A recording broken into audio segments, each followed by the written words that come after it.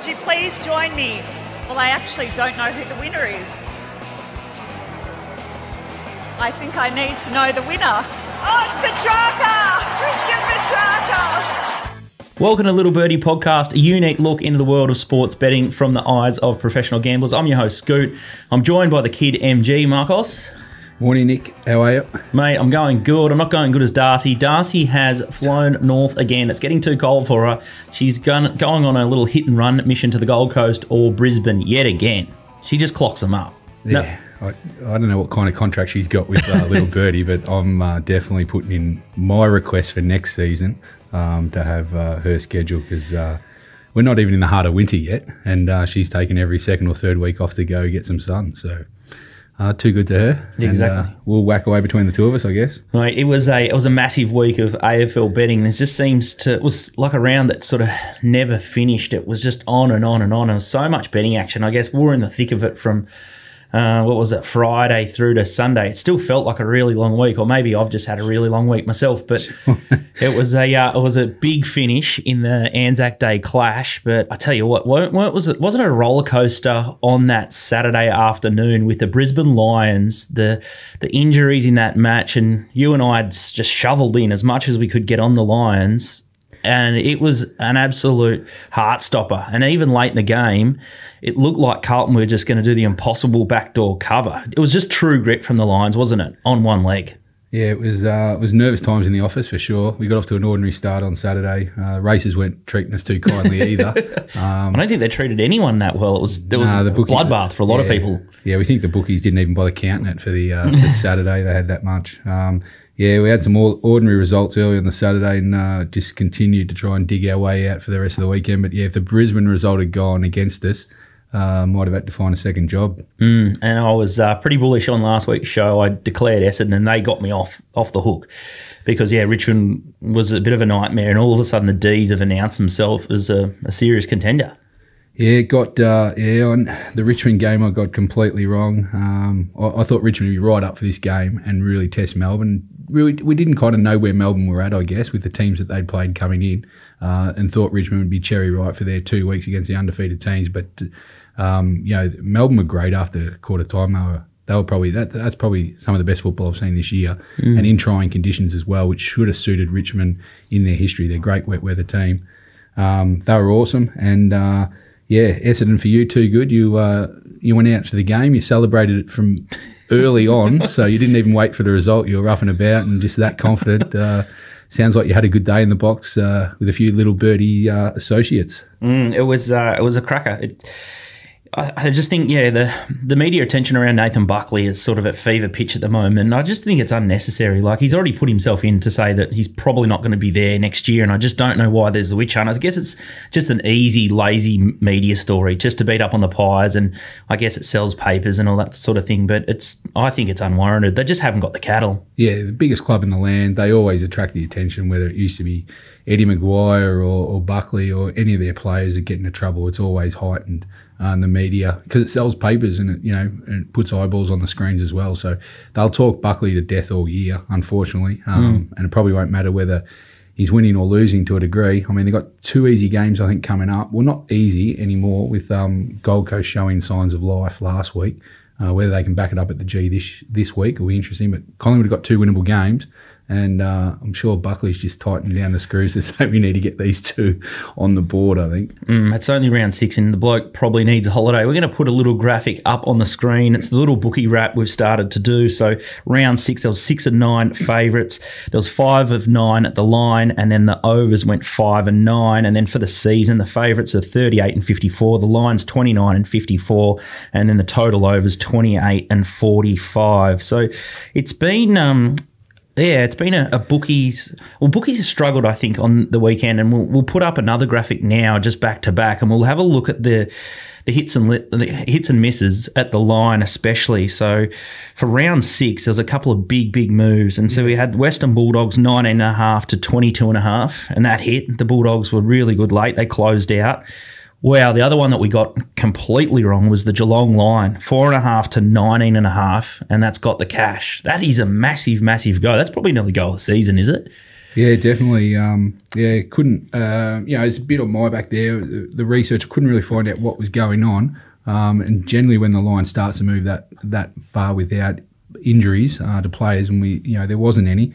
And the information kind of, I guess, come out after the fact that West Coast had been locked up for the good 24 hours leading in. How much impact that had, I don't know, because when you watch the replay and stuff, they got to quarter time in front. They were definitely in the game, and they just turned it up. I think it was 16 goals to 1 in quarters 2 and 3, and for a side like Geelong that doesn't like to score great numbers, that was a real poor performance. So the bookies got smashed on that one. The punters were all over it. The Gold Coast line was 11.5 to 9.5. The D's, they were 11.5 to 5.5, and then Hawthorn, they were 5.5 to 12.5. But that was the only miss out of the 5 big goes. And then the Essendon, there was a little bit of a nibble for the Bombers as well. It was 7.5 to 4.5, and that hit. But it's interesting. You sort of sit and wait, and obviously you've got your AFL Sting service, and people are saying, why are you tipping here and there? And I guess it's about trying to anticipate the market, and you don't know what everyone else is going to do in the market. So you need to go off your own ratings and then try and chime into the market when you think you've reached the pinnacle of it. And you're not going to get it right every week on every market fluctuation. And then on some occasions, you want to double down and triple down and press, which unfortunately I did with the West Coast game. Yeah, I joined you. So I think, the way little Birdie's set up and the way we I guess, want to go about it for the guys that view it and punt off information is, if we think a market's off on the Sunday night into the Monday and we want to bet early because we think it's going to go our way, then we're going to set out early stings to those who subscribe. When we do the show midweek, obviously we need content, and we're going to give our advice up until that point, and also we're going to give out late information over the Friday into the weekend as well. So that's for subscribers. That's what they subscribe for. They want the late information. Things change. Unfortunately, we have to go out before the teams when we video this show, but you can only play with the information that you've got at hand. It's the same with weather, so it's very hard to get involved in totals early. I like to play totals late, and I think the advantage is there. Especially with, in my opinion, most of the bookies at joints move slowly, and you can always pick some off that aren't watching the weather and don't move. And same with the lines with player information. So, we're going to be flexible like the market, and we do try and predict, and we just want to get our subscribers the best value you can, because at the end of the day, one or two that do move and you get middle because you either bet early or you bet late and you miss the price, might cost you the profit and loss at the end of the year. Exactly. It's about doing the right thing as many times as possible and taking the right price and trying to get that variance out of there. But it was an interesting one, which sort of leads us into sting of the tail. The AFL and the information around clubs and teams that are getting locked down. There was 3 of them that were affected by this, this COVID drama. So that's West Coast, Collingwood and Kangaroos, and they've all got beaten. Yeah, granted 2 of them are outsiders. Obviously, the Kangaroos was a lopsided match, but the West Coast started in the game. I think the opening line at the start of the week might have been 6 against Geelong. Really drifted out. I just think, with the media having their own channels and the radios all over it all the time, I don't understand why we're not more like American sports. Where it's open. Where it's open, and the NFL is a classic example to line with the AFL, that all injuries and that have to be told by the clubs. Team information, whether they're delayed by flights or anything like that, whether flu's gone through a team or anything like that, information is always forfeited by the clubs. In the AFL, it seems to be deflect, and then when a team gets pumped like West Coast, then they want to come out and add it as part of the excuse. Now, I don't think that's great for the game, the look, and the punters are a big part of this sport. And I just think they're a bit cheated with lack of information. The other one that it's been pretty well documented is the Adelaide Crows with their use of the sub. Tom Lynch, he was injured. It's just an it's a schoolboy error, isn't it? It's a very bizarre one, and the footage looking back after the fact makes it worse for Adelaide. Adelaide, unfortunately, they're a bit like Collingwood. They seem to attract trouble in the last couple of years. Their rap sheet since 2018 is not good. Telling fibs. It just hasn't improved. Listen, it was bizarre in its implementation when Lynch has been injured and struggling to play, as they had a full list over. So why couldn't they choose another player would be the first one. It was poor in its planning. And, I just think after the game, it's absolute contempt for, the justification to both the media and the fans. To send your coach into the press conference, he knew he was going to get asked about it, I guess, over the week, because he made it a topic, or the club made it a topic. Instead of just putting your hand up, say, we chose the wrong path. We thought we were going to get away with it. We didn't know if we were going to have an injury, everything like that. And I just think that Matthew Nicks has come out in a pretty ordinary light like this now that, he's basically lied. There's no other way to do it. Lynch was injured. We saw all the cameras actually, it took a long time, 15 minutes. And then when you see the result, he's feeling. I mean, we didn't have an invested interest in it, so I'm not speaking from the pocket here, that when you lose by 3 points and something like that happen, it's just the little 1%ers. It's like kicking for goal. You've got to look back over it, and may have cost them 4 points. Speaking of Adelaide, their goal kicking, I know it's a bit of a thorn in your side sometimes, but the Crows, wow. Have you seen a start like that? Were they 15 and zip? Yeah, and no, they haven't seen that before. That was their record. And this is unbelievable because Hawthorn were kicking very straight as well. We did say at one stage in the game, they were 27 goals, 6 behinds combined into the third quarter, which is extraordinary considering they were. It was windy, especially affected down one end. So that was, you have to applaud the efforts of both teams. That was crazy goal kicking. It was actually one of the better games so far I think we've watched this year. I know you were cheering a bit harder than normal, being your Hawks. But, that was a high-quality football game, I think, and a couple of big forwards kicking some good snags. So it was a good game to watch. And Nat Fife, 0-4. I think he needs to take a page out of Harry Mackay's snap book. I think that's maybe the only solution to his yips. He's been doing it forever in a day, Nat Fife, but he's just got to look to give the ball off. He's poison in front of goal. Well, I'm not sure the answer. Clearly, sending him back out after the match, was it the week before or 2 weeks before to do the goal kicking practice clearly didn't work. So, they're going to have to try something else again. It must be frustrating him because, he's an all-timer. Unfortunately, his goal kicking now is letting him down. He was 0-4 on the weekend. 2 weeks ago, I think he was 0-6. So, makes him 1 goal 12 on the season, and he's missed his last 11. So a lot of head noise. Either he needs to have a word to maybe someone like Tex Walker or Harry Mackay, or maybe even try his left foot. Might get he couldn't do any worse on the left foot. No, he certainly can't. No. It's going to be a big show today. We're going to have a quick look at a review of round 6. We're going to preview the best games for round 7. We're going to talk to Top Rope Tedeschi. We're going to talk Hall of Fame. We're going to talk about NRL round 8. Some cracking games this week, and we'll talk about Lock of the Week. I have got a spring in my step. I'm showing a clean pair of heels Lock of the Week. We're somewhere near getting to a decent balance for raise.org.au.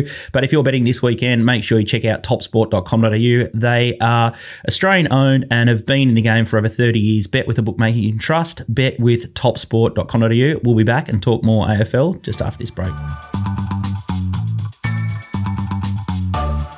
Welcome back to Little Birdie Podcast, a unique look into the world of sports betting. I'm your host, Scoot. Got MG here. Darcy is MIA. She's up in Queensland, and why wouldn't she be? Let's have a look at the results from last week, and we'll zip through the games. GWS versus the Western Bulldogs. It was an arm wrestle. I think what I've learned out of last week is most teams have learned how to be competitive or clog it up for at least a half of football or 3/4, but the good sides that have got functional forward lines seem to blow them away, and that's what the Western Bulldogs did in those dewy conditions, and Aaron Norton was on fire.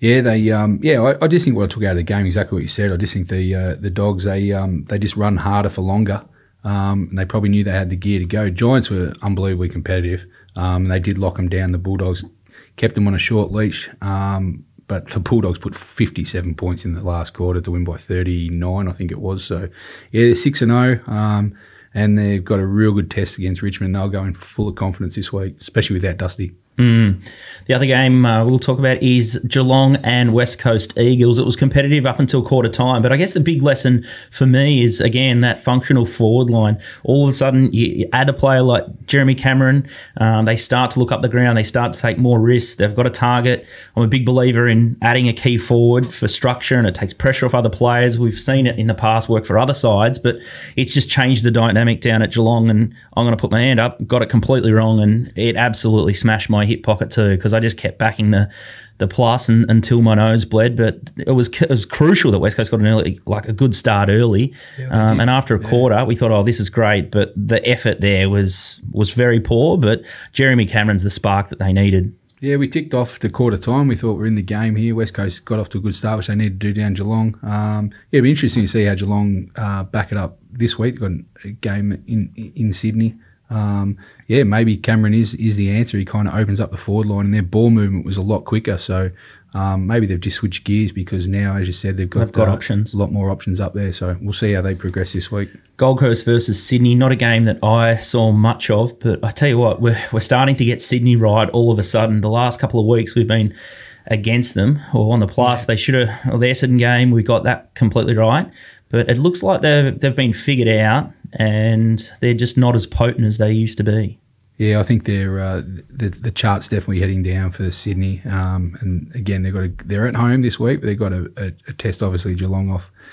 Big win over West Coast. So yeah, I'm not sure where Sydney are at now. And I guess we'll learn more as it goes on. But they look like they're on a decline. And I think they were into like $13 at Top Sport last week, and now they've ballooned back out to 31. So it's not just us that are completely off the Swans. Now, Carlton Brisbane.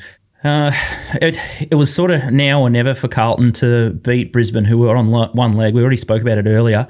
Harry McKay was beasting, and the way he goes about it, I'm a little bit... Snapologist. Yeah, the snapologist. I'm very critical, and I can't believe that he's like deep in the hunt for the Coleman, but are they just one power forward away, or have they got bigger problems? They seem very hesitant in their ball the ball use going forward, and that for me is their biggest concern. Yeah, they're missing a few. I think still half their forward line is out. I know Charlie Curnow, has been out for a while, but he, when he's up and going and what we've seen in his past, he's very good. McGovern's just come back, and then you throw Harry McKay. If they have those three, whether you think Eddie Betts is in their best or not, they've got Jack Martin, who definitely is, and he's not there at the moment. So, a bit maybe like Geelong, if they can get Curnow back, which he's up and about running, so maybe around the buys or something like that. It's a long time to wait. This season, I think, will be over by then. They've got more problems than that, though. Their ball movement, their structure. But, yeah, maybe Curnow back in the side, Jack Martin might change their fortunes around. But right now, we're just going to keep opposing Carlton. I think they're overrated, and, we just keep filling our pockets on them. Essendon next, and then they've got the Doggies and the D's. It's a treacherous 3 weeks for Carlton.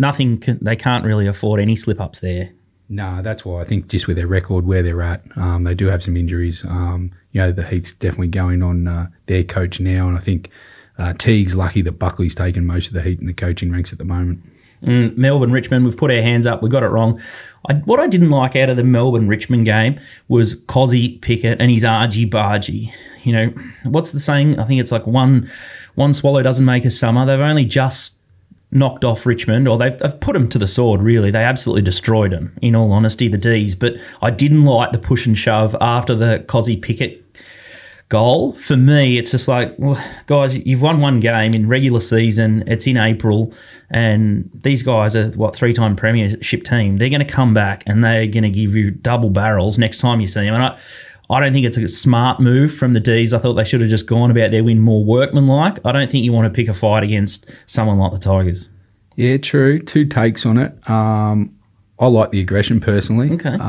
Just growing up in the ranks, didn't mind a bit of physicality of the game.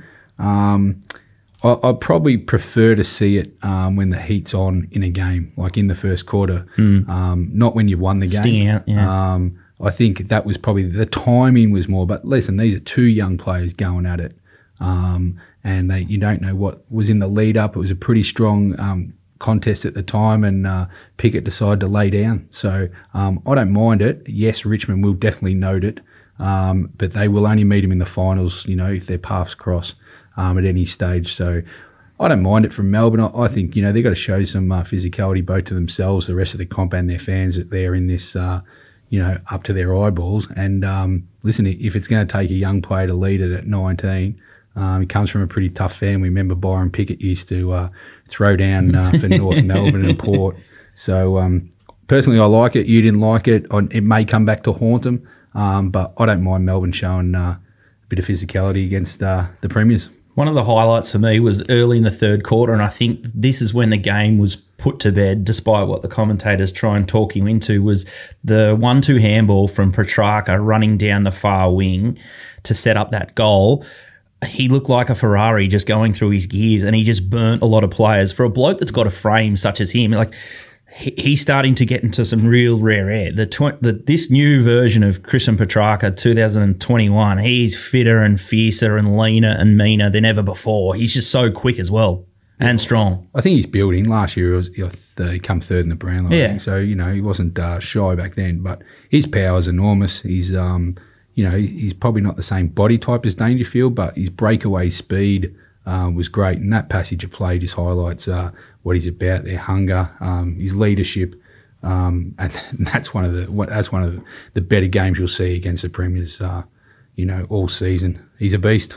And the heat's now on Richmond. They've got a couple of really tough games. They've got the Bulldogs and the Cats next two starts. We're going to learn a lot about the Tigers' resolve. Yeah, it changes quickly. Listen, I was up and about on Richmond last week against Melbourne. I thought they might have really come to play and send a message. Now all of a sudden the heat does go on them a bit. They're evenly poised at 3-3, which I know no one worries about and stuff. All of a sudden now they've got the 6-0 Bulldogs into Geelong, who may or may not have turned the corner after the weekend. So, yeah, you'll know a bit more where Richmond, they don't want to be sitting 3-5, you know, going into the towards the buys and stuff like that. Makes the top four very hard. They can win it from outside the top four, but they don't want to drop all three games to the top sides.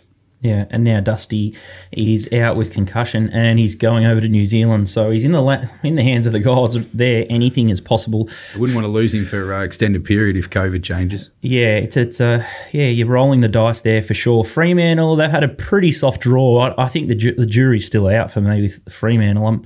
I'm not sure where they're at. Yeah, they're playing very ordinary sides at the moment. They're getting the job done. This week will be a bit more of a test, I guess, against West Coast.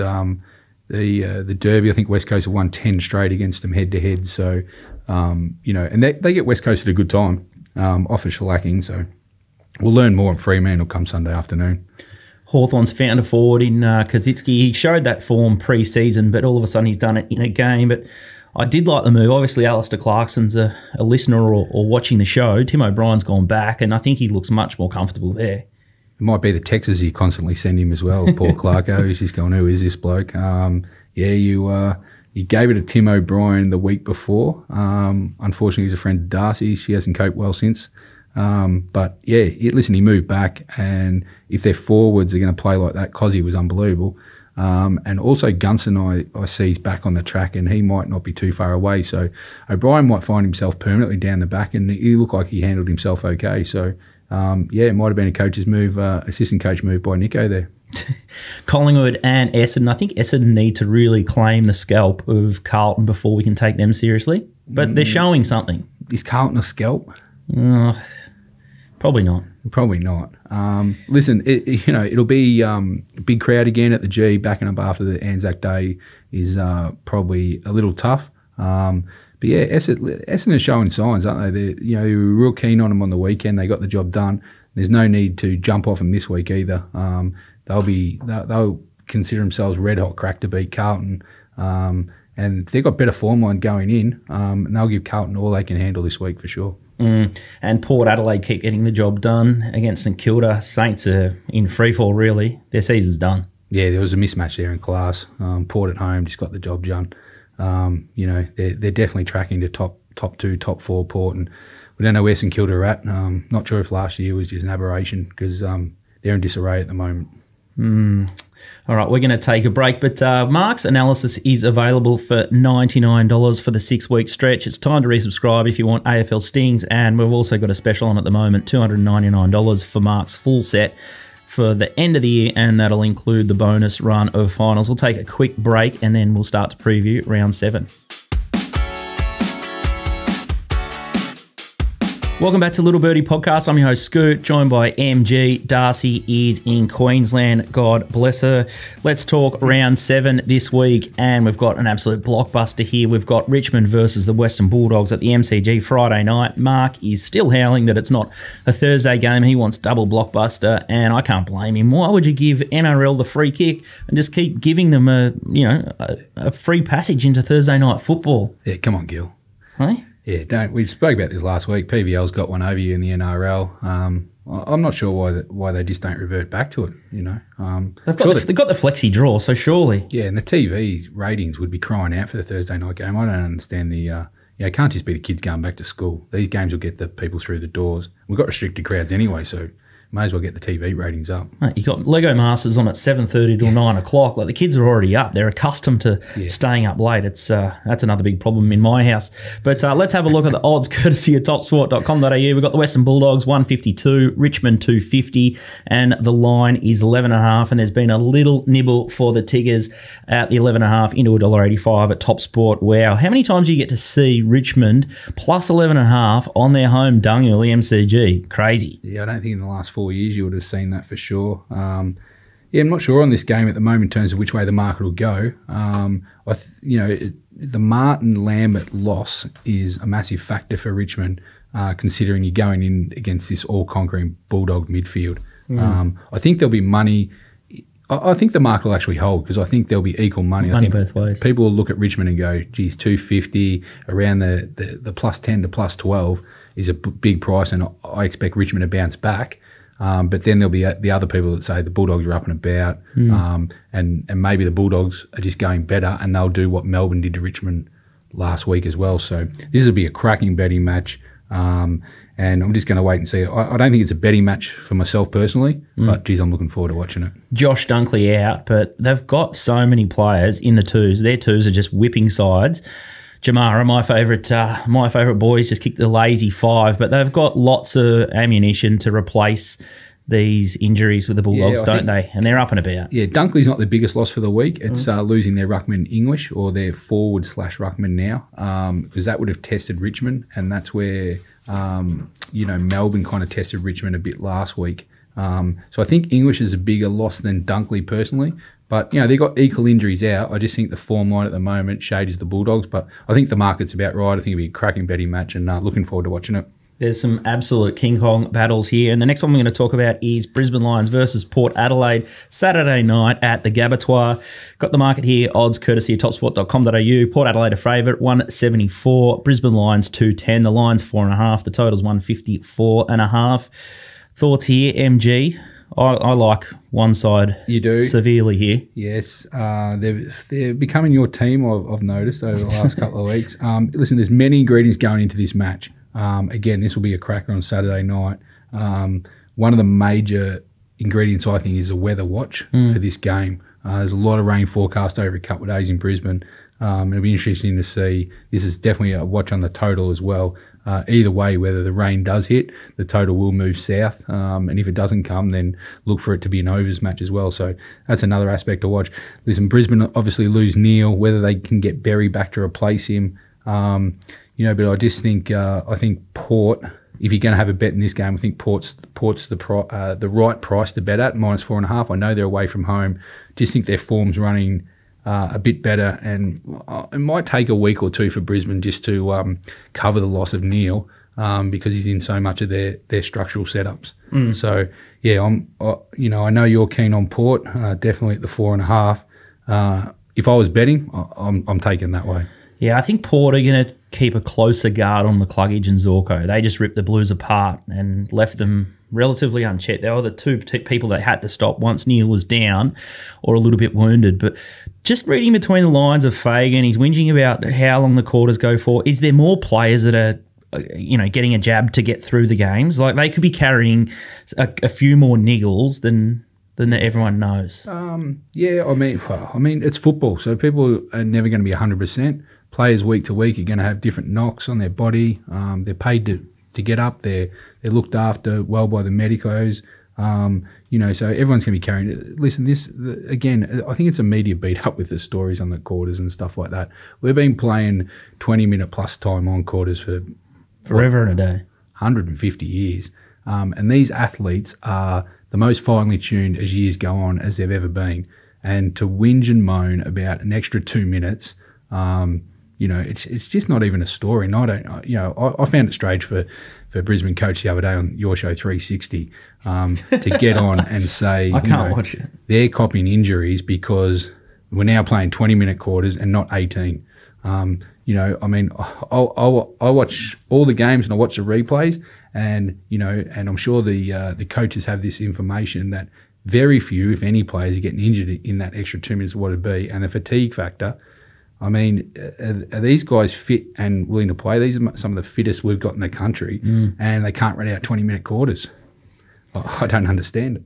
Yeah, the Neil injury was just a freak injury, so I think he's clutching at straws. But yeah, my read is there's probably a couple of players at Brisbane Lions under clouds, and they sort of might be looking for a bit of a breather. They've had a tough draw, and I think Port Adelaide are probably better the week for mine. I think they're ready to go. They're fresh. They've had an easier time for it, and I think Zorko and McCluggage, if you can stop those, you'll go a long way to beating the Lions. And as we said earlier, like Carlton nearly did a backdoor cover and they weren't that impressive at all. The next game we're going to talk about here is Geelong versus Sydney Swans at the SCG, also on Saturday night. It's a bit of a bugger that they've scheduled these side by side, these ones, but a little bit of a market move since we recorded the show here. The Cats 155 into 147, Sydney 255 out to 270, and the line is now 12.5. Thoughts here, MG? Yeah, it's changed a lot. I was looking back over the prices 2 weeks ago. Sydney were favourites in this game. Wow. It's crazy how quickly sometimes it changes. That's why you've got to be fluid and flexible in this game. Sydney are in free fall at the moment. Their chart of how they won their early games, and if you track each game down and you put them on a chart, they're in free fall at the moment. And who knows where they bottom out. Unfortunately, Geelong look like they're tracking in the other direction. Sydney obviously at home, that's their advantage. But as I said, Sydney 2 weeks ago when they put up prices were slight favourites. Geelong went to 6 after the weekend, and we went out early on this market because I could only see it moving one way. It's already climbed through to 9, 11. Now we're at 12. I forecast about 15, whether it gets there or not. But yeah, it's a solid move for Geelong, and I think they're nearly my best of the week. Confident for unit play from the AFL standings, and I'd probably say that they're the other bet in a really, really tough week of AFL betting this week. I think Port and Geelong are the ways to go. I've already invested in Geelong myself. I think it's going to be really tough work for the Swans to come back, and if the Cats just continue with their aggression and wanting to push forward and use Cameron, I think that's going to be the key to them. Now, West Coast, Fremantle, we've got the derby here, and this is the market starting to move for Fremantle as well, which is a little bit of a surprise. It's $1.61 to $1.66. This is Sunday afternoon. It's a cracker. It's in that 4:40 time slot. I sort of love that. They've always fixtured it on the late Sunday Arvo game. It's a really good spectacle, this, in historic terms. But 166 West Coast and Fremantle 230 into 225, and we've got the line there 6.5 into 5.5 at topsport.com.au. We'll learn a lot about the Dockers this week, and West Coast, they've copped an absolute roast from their coach in the public domain, and he's looking for a big response. That's the only reason he'd go out and pot them publicly, wouldn't it be? Yeah, I think he knows what's coming up. He's probably getting them switched on and ready to go for the Derby, as the Western Australians call it. You're a Derby man. For Perth people who will be watching, the Derby, listen, it always carries great consequences. It's considered a final for these two top sides over there, and where they're both at the moment, I think it will be played like a final, more so where sides are positioned. West Coast coming off a hammering, and Freo have got their tails up. They've beaten some weak sides, but yeah, it'd be a good test for both. Got some injury concerns. We'll just see how the teams shake out for now. And that's part of the reason if Kennedy and or Hearn don't come up for West Coast, that's part of the reason why you'll see Freo supported. And if one or either don't come up, you might even see Freo get to about Pickham in this game, which will look a good price for West Coast. So I think if you like Freo, you probably want to bet early. And if you like West Coast, just maybe see how the teams come out, but you might see better prices as the week pushes on. I'm happy to keep my powder dry there, and hopefully I don't do something I'll regret chasing later in the weekend. But I think it's definitely a round to treat with caution. But if you want Mark to help you, make sure you check out Little Birdie Shop and purchase AFL Stings. Let's have a look at buy, hold and sell. And this is the futures markets, and you've done a pretty good job of the futures at the moment. You're all over Western Bulldogs early in the year. You've tipped them up at $13 to win the flag, and they have been the mover. You've done really well with your top 8 bets, and it's only really the Crows that have shown you up at this stage. But let's go through the premiership market here, and it looks a bit stagnant for mine, with the exception of one or two sides. We've got Richmond Tigers $4.80, Western Bulldogs $5, Port Adelaide $5.50, Melbourne Demons $6.50, Geelong $7.50, Brisbane $12, West Coast $12, and Sydney, as we mentioned before, ballooned out from $13 to $31. What are your thoughts here, Mark? Yeah, I agree. I think this week you're kind of just looking through the market. If you hadn't had a bet and you were looking to get involved, I think there's, the 7 chances in the betting are kind of sorting themselves out, and they're kind of just shaking around. I actually think if you were looking at the market fresh into this week, I don't think Richmond should be favourites, and I think, I understand why they're keeping them short because of recent history. Right now, just with their 2 weeks that they've got coming up, Bulldogs and Geelong, I think around that $5 mark, they're a little short compared to the next 3 in the betting. I just think with the Melbourne, Bulldogs and the Port going as well as they are right now, it could shift if Richmond don't win at least one of the next 2 games. Brisbane and West Coast have obviously got some injuries at the moment, so they're more bottoming out on those top 7, and then there's a big gap to the rest. So I think the good sides are just, what we saw pre-season, I don't think too much has changed. So it's definitely a wait and see for mine, but yeah, the next couple of weeks we'll sort things out. I'm happy to just sit on the Western Bulldogs pre-season ticket for now. Let's look at the brown low middle market. Interesting market here. We've got Dustin Martin $5.40, Christian Petracca $5.50, Bontempelli $7.25, Jackson McRae $11, Boak $12, and then you've got Maxi Gawn, Nat $5, Tom Mitchell, all on $17, and you can get 18 or better the rest. What are you thinking, Mark? I don't think too much has changed at the moment. I feel like a bit like Top Rope with his analysis of Melbourne Storm year to year. Just copy and paste. I don't think anything changed from last week. I think I'm quite happy just to play around the 2 Melbourne leaders and the 2 Bulldogs leaders at the moment. They seem to be alternating, getting best on grounds. Petracca was in awesome form on the weekend, which we've already discussed. And I think the Bulldogs, obviously McRae, look like he might go close to the 3 votes as well. I just think at the moment they're obviously winning 6-0. They seem to be getting a lot of the votes. A lot of the teams behind them are starting to lose, key players. Dangerfield's obviously lost a couple of weeks ago, and then we lost Neil. I'm just going to keep playing around those guys at the moment. I'm happy with a ticket on Petracca. One I did get mentioned from a few people during the week that they asked about Ollie Wines from Port. Obviously with Port going really well, and he was around that $67, $81 last week, and then went out and got possibly close to a best on ground on the weekend. Now he's into about $34 or $41, so he might be the value. He's definitely in around that probably top 6 or 7 in the piling at the moment. So if you like an each way ticket, I'd be backing him over Monday around the same price at the moment. Looks like Harry McKay is the favourite in the Coleman, and then Texie Walker. Con, I thought you'd build this up a bit better. We wanted to get a bell in for a bit of a prop this week that there's a new favourite in the Coleman betting. We've kind of hung tough on laying Tex Walker for a couple of weeks now.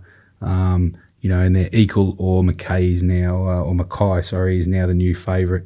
He's still 3 behind, but his recent form, and obviously he's a bit more one man out, and he seems to be kicking a lot of snaps, doesn't he? He doesn't like the straight drop punt, but it's an open field, the Coleman medal. I think it'll change as you go on. Not interested in betting on it myself, but I'd be still selling the 2 favourites. I think they're too short. Harry Mackay $3.50 with Top Sport, Taylor Walker $3.80, Jack Rewalt $6, Tom Lynch $8, Charlie Dixon $9, Josh J. Kennedy $9.50, and Jack Darling $13. Yeah, I may spec Charlie Dixon at that price, but Jason Dunstall will eat his hat if Harry Mackay wins the Coleman medal, and that'd be a sight to see, watching someone just snap their way into a Coleman. That would give me a bit of a chuckle. Now, that's our wrap-up of the AFL action. As we said, make sure you check out Mark's stuff in the shop if you want him to guide you through this treacherous round coming up of Round 7 AFL. If you're doing the form for the Gallops, a big sponsor of ours is puntingform.com.au. You can get raw data, you can build your own model, you can use their database and keep all your black books in one area. It lives in the cloud, so you can't delete it, you can't lose it. You can have a complete meltdown on your home computer, but all your information is safe there. So make sure you support the people that support us with puntingform.com.au. We're going to take a break, and up next we'll talk to Top Rope Tedeschi, and we'll talk Hall of Fame. Welcome back to Little Birdie Podcast, a unique look into the world of sports betting from the eyes of professional gamblers. I'm your host, Scoot. I've got MG here, Darcy's MIA, and it's time to talk Hall of Fame with our favourite Top Rope Tedeschi. Welcome back to the show, Top Rope. Boys, it is wonderful to be back. We are up and about. How good is gambling right now? What an absolute, a bit different. The bounce back is on. We are up and about. Let's roll. Now, a little birdie tells me you were at Randwick last week on the beers with PVL. Did you run into the great man? Didn't run into the great man, sadly. Unfortunately, no one in New South Wales, Australia, possibly the world, operates in the same sphere as PVL. Impossible to pull back. But we're just happy to be breathing the same air as the great man. It was, he put on another wonderful day, another spectacular day's racing before a couple of spectacular games of rugby league. So PVL running the state. He's got it on a string. Maybe he's due for a Hall of Fame nomination, or maybe he'll save that until he signs that beautiful T-shirt in the background there. Top rope. Last week we had Kerry Packer, Moses and By, Cam Munster, Juppy, Anthony Seibold. These are all names in the Little Birdie Hall of Fame because they've done something sensational for the punt. MG, you keep throwing people up, and Tedeschi just keeps swatting them away like flies. Who's your nomination for the Hall of Fame this week, MG? I've done a lot of research this week, so I've gone back through Tedeschi's scribes, and I'm actually going to throw in the whole Melbourne Storm team. Now, I want this nomination taken seriously. If it doesn't get him this week, I understand. But at some stage during the season, Melbourne Storm's got to get in, because you can just bet them, sit back on the couch, have a beer, slice of pizza, and just watch this team perform week in, week out. They are money. So my suggestion is just, even without the Pappenhausen, put the whole Storm in. Well, you know what, MG? What the nomination I was finding with, there was a couple. The first one was going even wider than a team. I was going to nominate the entire state of Colorado after it was reported by David Payne Purdom at ESPN that in March, $8.8 million was bet on table tennis at Colorado sportsbooks. That's more than MMA and golf combined. So kudos to the dedication to table tennis, even when it's been shown to be a complete and utter rort. Colorado, and of course, Colorado was the first state to legalise marijuana. Not saying there's a correlation, but do what you will with that. The other one I was keen on was Nathan Cleary. Of course, one of our best bets last week, Penrith minus 16.5, slotted a conversion from the sideline to send it to 18 points, which was delightful for those who are on. But you know what? MG's been trying so hard to get a Hall of Famer in. We do love the Storm here. There is absolutely no doubt. And we are going to create history here, kid. We are going to create history. Cameron Munster will now be in the Hall of Fame twice. Our first person to be in the Hall of Fame twice. So the Melbourne Storm, get him in there. Cameron Munster, now top of that Hall of Fame, he's in there twice. Oh, I'm surprised I didn't bump into him on Sunday night after Anzac Day. I went full West Coast and I celebrated the Bombers' win on Sunday. But I would have been nominating Lockie Neal. But I think Melbourne Storm, they are an absolute lock every week, aren't they? They are money. Top Rope's been saying it for 2 years. Since this show started, he declared them for the premiership. Home they go. Declared them for all the finals bets. And pretty much every week you can just kill. Yeah, I know. I mean, Penrith are going unbelievable as well, so you can't, dispute their favouritism and stuff. Longevity, Storm. I tell you what, they're an easy cheer, aren't they? They're going to give you a good run. You don't win premierships in April, and the Storm will time it just right. So I think the Storm should be favourite for the premiership right now, despite Penrith being undefeated. They just keep finding players, don't they? It doesn't matter who goes down. They just keep finding really high level players that just slot into their system. And Bellamy could dead set put us in there, and the Storm would still keep winning games. We get us three in the back three, and we'd still do all right. He gives you one or two roles, and you just go and do it. Because like a lot of these players, they're not recruiting superstars. They are recruiting solid players who just can do a job, and they do a job at an exceptionally high level. They find these young players like Pappenhausen and Ado Carr who pinch from juniors other clubs. They also find players like a Branko Lee or a Dale Finucane. Imagine if the Dogs still had Dale Finucane. It's exactly what we need, a hard-nosed middle. What do we got? We've got Dylan Napa, absolute grubs. And all of a sudden Dale Finucane's out there winning premierships with Melbourne. Yeah, he's the best, Bellamy. He's the best. Love it. Too good. And someone else who is also flying off the back of, you should have nearly got a Hall of Fame nomination, Top Rope. You were standing down the barrel of an absolute shellacking the week before, but you've turned it around. You put out 10.5 units, some balls of steel bets, as John Walter would say. You smashed into the minuses again, and you got a 5.78 unit return, 55% pot, if you don't mind, for last week, and you're still winning at 7.66% pot on a big turnover, 117 units, just sitting at 8.96 profit there. So well done. It's never easy off the back of a shellacking to put the mouthguard in and get back out there, but you are on fire. Make sure you check out GGOA in the Little Birdie shop and get around Top Rope. We're going to take a little bit of a break, and we're going to start to get serious in our NRL chat, and we're going to go through this week's Round 8 action.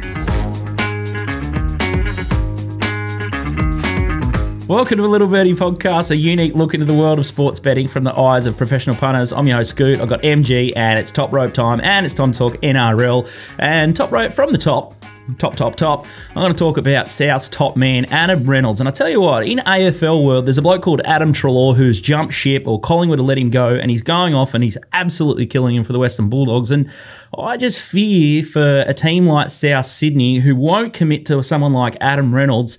If this was in AFL circles and South were going to let Adam Reynolds go, it would be up in arms and it'd be the biggest story, and they would just never, ever let it go. I can't believe South are going to let Adam Reynolds go. Yeah, two sides of the coin on this one. He's a great player overall. He's one of the best halfbacks in the comp. Absolutely love him as a player. He's a South Sydney boy. It's in demand through and through. I think it's actually, I wouldn't say it's a smart move from South, but it's a move that's got to be respected, right? Like, they are a team who have built a strong side, and this is their run. They bounced it real quickly after a premiership in 2014. They had a very small kind of run of outs with barely stopped, which didn't say miss the finals. And now they're back right in premiership contention, and they've built another side. They are probably the best club in the competition at salary cap management. They've got some big names they've got to re-sign. So Damien Cook, Cody Walker, they've got to re-sign. I actually have no problem with it. It's long forgotten, but Adam Reynolds got into first grade because they did exactly the same thing with Chris Sander. He was on a big money deal. He was going okay. He'd come through, but he was pretty mercurial, but he was a pretty good player. They said, we're going to let you go. We've got this kid coming through, Adam Reynolds. Reynolds took him to a premiership and has been an absolute superstar for them. Well, they've got a couple of young kids, probably led by a youngster called Blake Taft. I think they're just going to do the same. They're just going to invest in their kid. They're going to keep Benji as a backup. They've got Cody Walker there. I kind of respect what they're doing. Like, it'll be a tough pill to swallow, but you can't keep everyone. And I think if you're going to let one of Mitchell, Walker, Cook, or Reynolds go, I think Reynolds is the most replaceable. So I actually don't mind them. It's just a different gravy, isn't it, Mark, with AFL? It seems like club loyalty and the way that's sort of spoken about in AFL circles, it just doesn't marry up to the NRL. The NRL seem more forgiving of players jumping ship, and it's almost encouraged. Yeah, it is. I think AFL seems to be going that way in the last 5 to 10 years. But definitely before that, of what I know of rugby league, is the AFL loyalty was a bit higher, but it's just the culture of it, I guess. The Fox is going to leave. The NRL definitely doesn't live in the fairyland that AFL did once upon a time, where it was okay to treat players like slaves and ship them from one club to another without consent. It's and the players will blindly held to a club for their life, like much like baseball was before they determined that was a form of modern day slavery. So it is good that the AFL has kind of got to a point where players are free to move and free to act out of their own self-interest. And to be honest, I remember I worked at AFL.com for a number of years back around when the trade period. Also, when the transfer, it was free agency is what they call it, when free agency kind of came about, and I was stunned at the uproar about his loyalty. It just hasn't really been part of rugby league. Like, it's players. In my lifetime, players move from club to club. Players do their best. It creates an interest out of it. And I'm kind of surprised 10 years later that there still is this filthiness. Don't get me wrong. People are clubs are filthy. If people are filthy, if players break contract or something like that, they leave over kind of dubious reasons. But if a player's contract is up and they go somewhere else, it's really not looked upon too poorly. Yeah, what I think the AFL public find it hard looking onto rugby league, and I know not everyone watches both, but we do, is that we find it hard for a rugby league player that plays out a season when he's already signed or committed to a club going the following year. I find that to be strange. Yeah, that's part of the culture. That is really weird. I agree, that is weird, but that only came about because that was going on, and I have no doubt it's going on in Aussie rules land as well. Yeah. But it just shone a light on the kind of backroom whispers that were going on at the time. So I don't think there is an ideal situation for it. You either bury your head in the sand and act like clubs aren't talking, haven't signed deals, and then they announce it all of a sudden after the season, or you shine a light on it and kind of deal with some of the stuff. So I don't mind how it is now. This is a way better situation than what it was in the old days when you had when fans knew that players had signed for clubs, and it wasn't announced until after the season. Fair enough. Yeah, Tom Lynch is probably the only player that I can really recall that everyone sort of knew he was going and leaving Gold Coast Suns, and that was probably the worst kept secret. There's a few. Dangerfield. Yeah. Geelong aren't bad at it, you're right. It's just... Has it created more of an interest? Like in the AFL? Like, has it created, like... It seems like the off-season period in the AFL has kind of gone through the roof, right? Yeah, that's true. Yeah, they've manufactured the giraffe and the trade, and I guess they've followed the NFL model when there's always sort of a story in the market. But something that the NRL are dominating the AFL at is this Thursday night football top rope, and you'd play it 7 nights a week if you were steering the ship, and you'd bring back Monday night football. But I must say I miss Monday night football. There was no better get-out game for the week. No matter what happened on the weekend, you still had a chance come Monday afternoon. It was the best. Oh, South Sydney, my team open up against Canberra. It's away, so it's South Sydney $1.50 against Canberra Raiders $2.60. The Lions 5.5. The totals are flat 40 at Top Sport. It's at GIO Stadium at Canberra. And my notes here saying, what's eating Gilbert Grape? What's happening with the milk? They are in a rut. They're sour and they're leaking like a sieve. Yeah, the milk is off. You don't want to be off at the moment. It's they're in all sorts. I really thought last week was a big bounce back situation for them. Ricky Stewart had gone, you know what, I'm going to axe even people, some big names, some players were quote unquote rested. And they blew another lead. They blew an 18-point lead, went down to the Cowboys, who were no good at all. I'm pretty happy to be on South here. This one, I think South are flying. I love the move, seeing Benji at 5'8" and Cody Walker shifting back to fullback. They're a bit slow to kind of get going against the Gold Coast last week. Come back and won 40-30 after being down, I think, 24-6, which was one of the great backdoor covers for those on the -6, 6.5. So well done, Bunnies. They travel well. They've won 8 of 11 on the road off a double-digit win. So they've covered 8 of 11 on the road off a double-digit win. The Raiders are typically overpriced at home. They've covered just 14 of 36 at home. So I'll be on the Bunnies. Opened up -2.5, at 5.5 now. I'd be betting them all the way probably down to 6. So do you think the market's going to move? So snap up the 5.5, still a soft number? Yeah, I think this will get to 6, 6.5 for sure. I think 6 is where it will settle with some bookies. I think bookies would probably rather lay the +6.5 than the -5.5. Still some value there with South Sydney. Friday night football.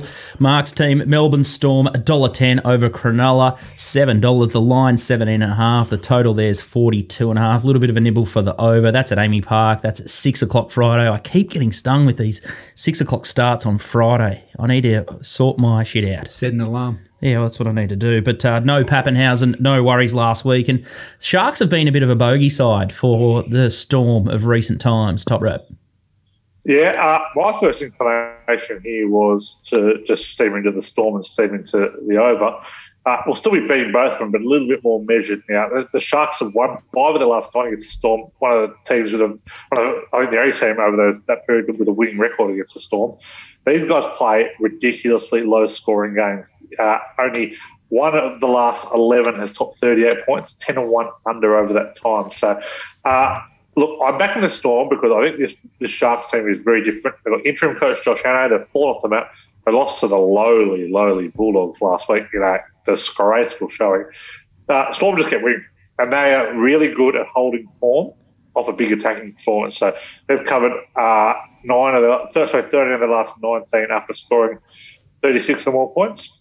and the over has hit in 9 straight Sharks Interstate games. They typically defend a lot worse on the road. So high scorer, which plays into the Storm and the minus here. So I can see them kind of running away with 40-6, something like that. The other Friday night match is somewhat intriguing. It's up at Suncorp Stadium. It's the Queensland Derby or Derby.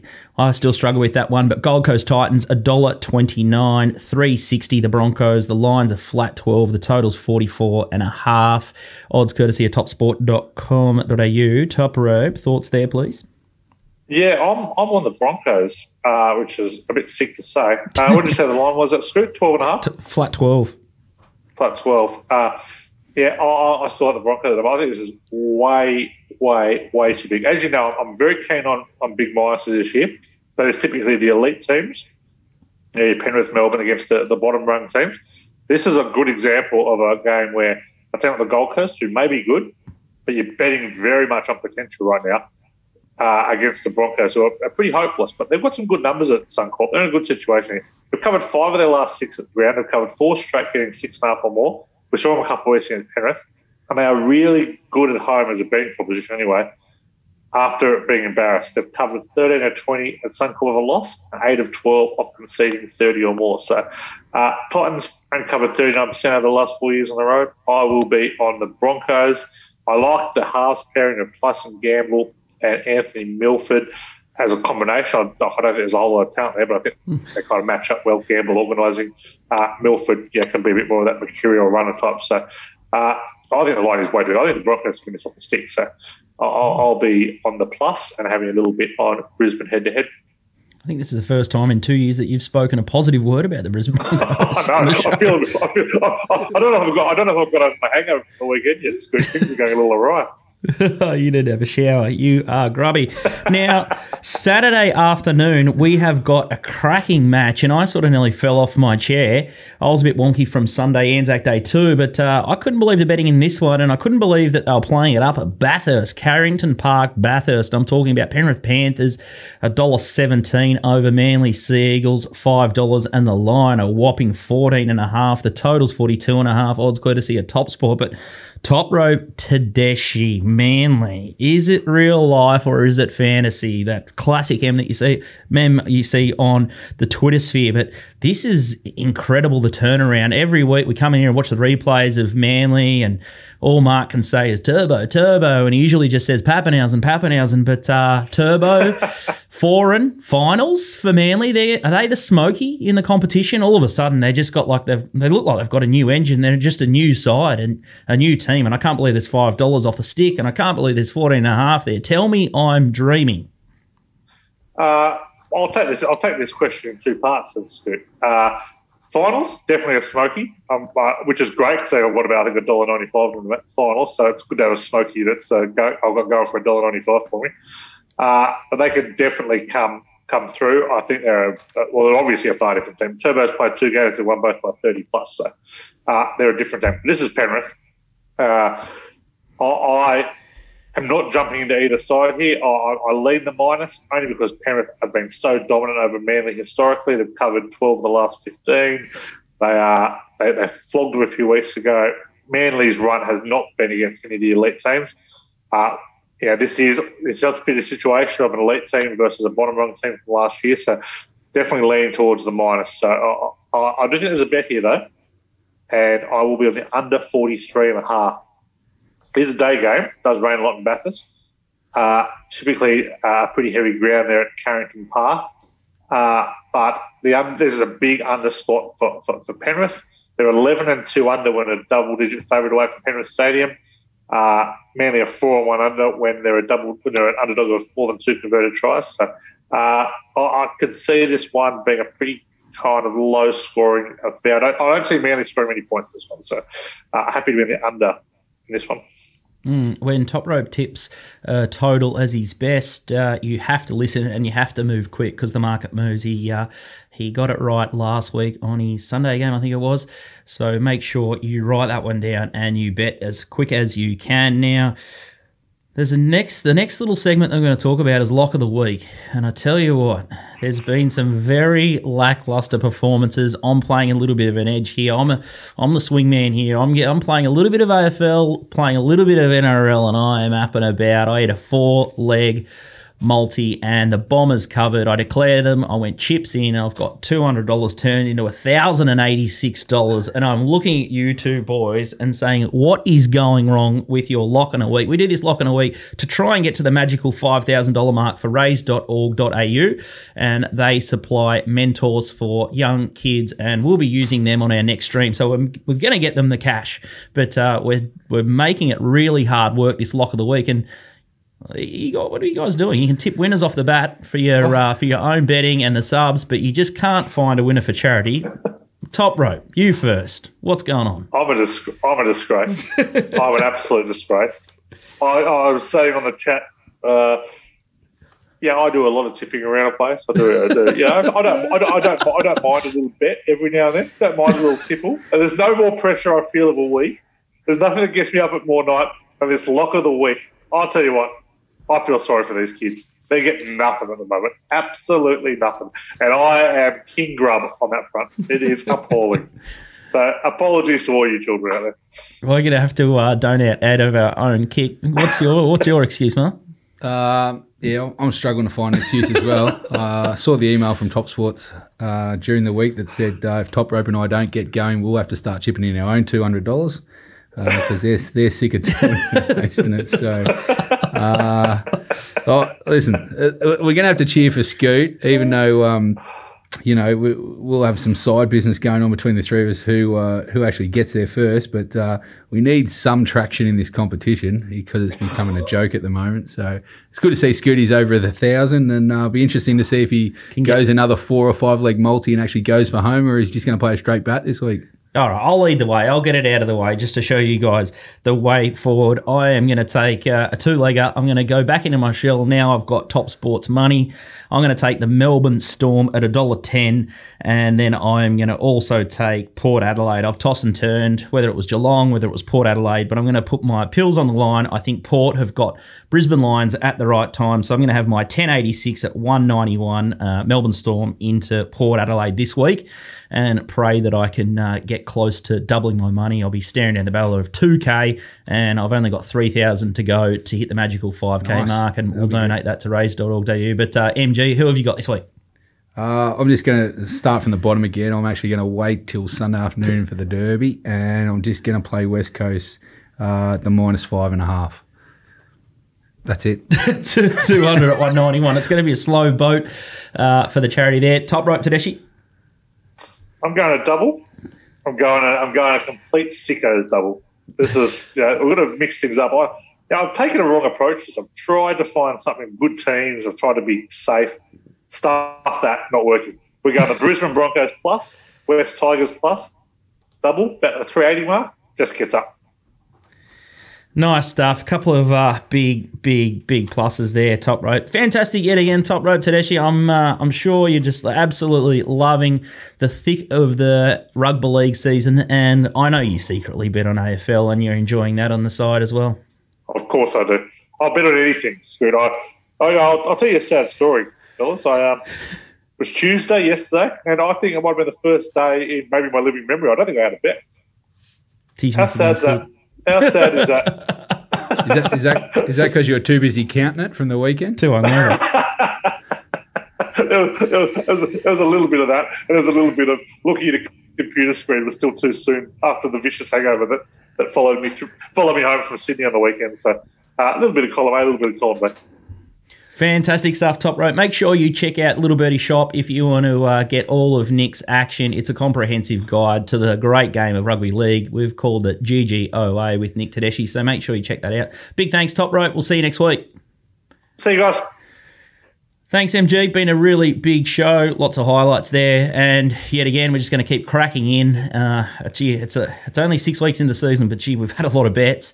but you just got to keep bouncing through them. And for me this week, I think I'm just going to take the foot off the pedal a little bit. It's a treacherous game, or treacherous week of AFL. I might just shimmy across into the rugby league, couple of big pluses there, and jump aboard Top Rope Tedeschi. But patience is a big thing in this game, and it's a long season. You don't have to keep firing bullets every week, do you? No, I think this is an important weekend, though, because we need a lot of prep work and a few bullets for the following week when we travel down to the Bull. So it's going to be a big weekend into a big week next week, and could make break some records in the betting turnover, I reckon, in the next 7 days.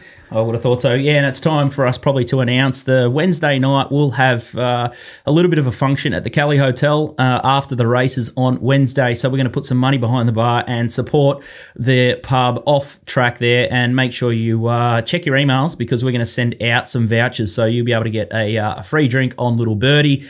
So make sure you check the mailing list, littlebirdie.com. Check out the emails that you get. Check your spam folder if it's going to the junk mail, but we'll try and send out a communication in the next sort of 24 hours. So on Wednesday night, if you're looking for a beer after races, MG will be there. There'll be some beanies, and make sure you get around it. I personally won't be at the Bull, but we're happy to put some money over the bar and make sure the punters have a bit of a drink on us after the Bull.